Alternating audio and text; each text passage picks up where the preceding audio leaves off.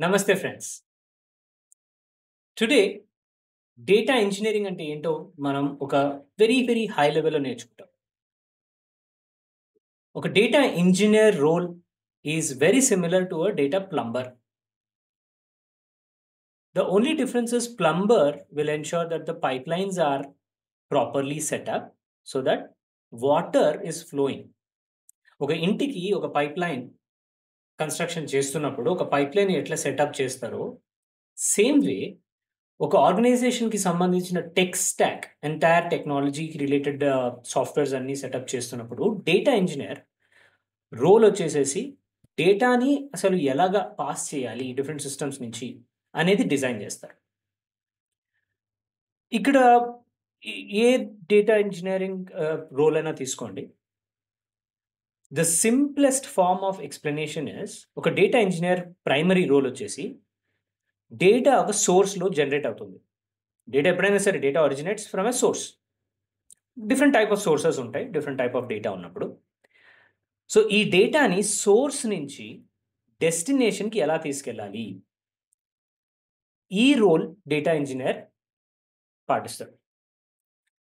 ఇప్పుడు ఒకవేళ మనం ఈరోజు 2025 or the new age data driven technology or data driven ఎకానమీలో మనము డేటా ఇంజినియర్ రోల్ చూస్తే అది వెరీ ఇంపార్టెంట్ రోల్. ఎందుకంటే without data we cannot do any kind of analytics. డెసిషన్సే తీసుకోవట్లేదు ఇవాళ రేపు డేటా లేకపోతే. బట్ ఆ డెసిషన్స్ తీసుకోవడానికి డేటా కావాలి కదా! ఆ డేటా తీసుకురావడానికి డేటా ఇంజినియర్స్ ఇంపార్టెంట్. అసలు ఫ్లో ఎలా ఉంటదో అర్థం చేసుకుందాం. యాస్ ఐ సెడ్ ఒక డేటా ఇంజినియర్ ప్రైమరీ రోల్ ఏంటి? డేటా ఎక్కడో ఒక చోట జనరేట్ అయితుంది. అది డిఫరెంట్ టైప్ ఆఫ్ సోర్సెస్ ఉండొచ్చు. ఈ డేటా ఏదైతే జనరేట్ అయితుందో దాన్ని కలెక్ట్ చేసుకోవాలి. దాన్ని ఇంజెషన్ అంటాం. కలెక్ట్ చేసిన తర్వాత ఈ అన్నిటిని ఒక స్పెసిఫిక్ స్టాండర్డ్ ఫార్మాట్‌లోకి తీసుకురావాలి. దాన్ని ట్రాన్స్‌ఫర్మేషన్స్ అంటాం. ప్రాసెస్ చేయడం అన్నమాట డేటాని. వచ్చిందంతా తీసుకెళ్ళి ఒక డెస్టినేషన్‌లో తీసుకొస్తాం. దాన్ని స్టోరేజ్ అనుకుందాం. డెస్టినేషన్ బేసికల్లీ ఒక ప్లేస్‌లో పెడతాం. ఇక్కడి నుంచి డేటా కన్స్యూమర్స్ ఉంటారు. అంటే అనాలిటిక్స్ పెర్ఫార్మ్ చేసేటోళ్ళు ఆర్ రిపోర్టింగ్ పెర్ఫార్మ్ చేసేటోళ్ళు. వీళ్ళు కన్స్యూమ్ చేస్తారనమాట data. So, data engineer role వచ్చేసి ఎక్స్ట్రాక్ట్, ట్రాన్స్‌ఫార్మ్, లోడ్. అసలు ఈటీఎల్ అంటే ఎక్స్ట్రాక్ట్, ట్రాన్స్‌ఫార్మ్, లోడ్. ఇది డేటా పైప్‌లైన్‌కి బ్యాక్‌బోన్ అనమాట ఈ ప్రాసెస్. ప్రపంచంలో ఒకవేళ ఇప్పుడు చూసుకుంటే around 70-75% of the organizations are automating their data pipelines. ఇది 70-75% అనేది ఏదో హైపోథెటికల్‌గా ఊరికే నంబర్ తీసుకొస్తున్నాము. సో దట్ మీకు కూడా ఒక అవగాహన వస్తది. అంటే 100%లో 75% of the organizations are focusing on data engineering roles. ఆ ఇంపాక్ట్ తెలియడానికి ఈ నంబర్ పెట్టారు. ఒకవేళ మనం డీటెయిల్డ్‌గా అసలు ఫ్లో ఎలా ఉంటది అని చెక్ చేస్తే ఈ డేటా పైప్‌లైనింగ్ అంటారు దీన్ని ప్రాసెస్‌ని. దీంట్లో క్లోజ్ టు 8 స్టెప్స్ ఉంటాయి. ఇక్కడ మనం ఉట్టి హై లెవెల్‌లో 4 స్టెప్స్ నేర్చుకుంటున్నాం. ఇప్పుడు ఈ అన్నిటికి డేటా ఇంజినియర్‌కి primary role as I told right source నుంచి డెస్టినేషన్‌కి డేటా మూవ్ చేయాలి. సో, సోర్స్ గురించి మాట్లాడుకుంటే there are different type of sources. ఈ సోర్సెస్ అన్నిటిని డిఫైన్ చేసేది the type of data that we are dealing with these sources. బ్రాడ్‌గా మనకి డేటాని స్ట్రక్చర్డ్ డేటా, అన్‌స్ట్రక్చర్డ్ డేటా అంటాం. స్ట్రక్చర్డ్ డేటా అంటే ఏం లేదు. ఒక టేబుల్ ఫార్మ్‌లో ప్రాపర్‌గా ఆర్గనైజ్ చేసి ఉంది అని అర్థం. ఈ ఫార్మాట్ ఆఫ్ ది డేటా మనకి చాలా తక్కువనే ఉంటది. ఒకప్పుడు మనం అసలు అన్‌స్ట్రక్చర్డ్ డేటా గురించి మాట్లాడేవాళ్ళమే కాదు. ఒక 20-30 ఏళ్ల క్రిందట. బట్ సోషల్ మీడియా ఇవన్నీ వచ్చేసాక unstructured data has become very important and ఎక్కువ డేటా అన్‌స్ట్రక్చర్డ్ ఫార్మాట్‌లోనే జనరేట్ అయితుంది. ఓకే. ఇక్కడ పాయింట్ ఏంటంటే మనకి different type of data sources ఉంటాయి. And at each source data can be in different formats. So, ఒక డేటా ఇంజినియర్ ఈ సోర్సెస్‌ని తెలుసుకోవాలి. అంటే ఆ సాఫ్ట్‌వేర్స్ గురించి తెలుసుకోవాలి. అండ్ ఆ సాఫ్ట్‌వేర్స్‌ని ఇంటిగ్రేట్ చేయగలగాలి. అన్నిటికి ఒక ప్లేస్‌కి తీసుకురావడం ఇంపార్టెంట్ అనమాట. ఆ డేటా అంతా బిట్స్ అండ్ పీసెస్‌లో ఎక్కడైతే జనరేట్ అయితుందో అన్నిటిని ఇంటిగ్రేట్ చేసి ఒక కామన్ ప్లాట్‌ఫార్మ్ మీదకి తీసుకురావాలి డేటాని. ఇది చేస్తున్నప్పుడు వేరే ఛాలెంజెస్ కూడా ఉంటాయి. చాలా కష్టాలుంటాయి. టెక్నాలజీ కదా అల్టిమేట్‌గా. Some of the common challenges ఏంటి? డేటా సైజ్ చాలా పెద్దగా ఉంటుంది. ఏదో మనం ఒక సిస్టమ్‌లో మేనేజ్ చేసేది కాదు. హ్యూజ్ డేటా ఉంటుంది. దాన్ని ఎలా హ్యాండిల్ చేయాలి?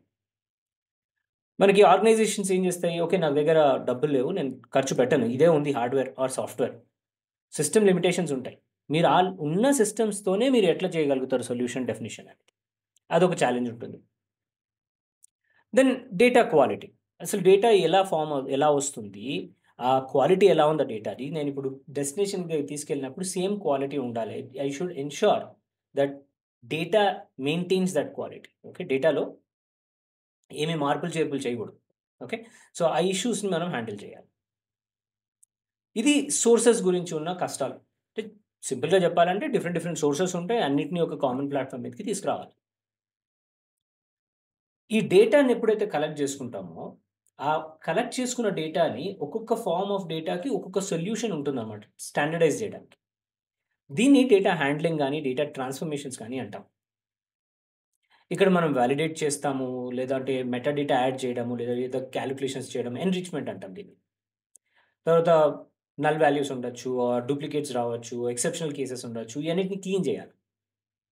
And normalization. అంటే మొత్తం అంతా ఒక సింగిల్ స్టాండర్డ్ ఫార్మాట్‌లోకి రావాలి.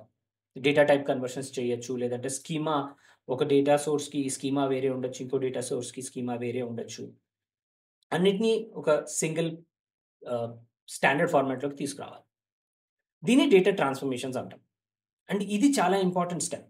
ఎందుకంటే ఇక్కడ మనం కరెక్ట్‌గా ట్రాన్స్‌ఫర్మేషన్స్ చేసి if we can optimize it, fast track చేయగలిగితే నెక్స్ట్ స్టెప్స్‌లో అనాలిసిస్ చేస్తున్నప్పుడు ప్రాసెస్ చాలా సింప్లిఫై అయిపోతది. ఓకే. సో, ఇది డేటా ట్రాన్స్‌ఫర్మేషన్ స్టెప్. ఇదంతా తీసుకొస్తున్నాం. అంతా డేటాని తీసుకొచ్చి ఒక స్టాండర్డ్ ఫార్మాట్‌లో పెట్టి స్టోర్ చేయాలి. డెస్టినేషన్ దగ్గరికి మనం మాట్లాడతాం. అంటే ఒక చోట స్టోర్ చేయాలి.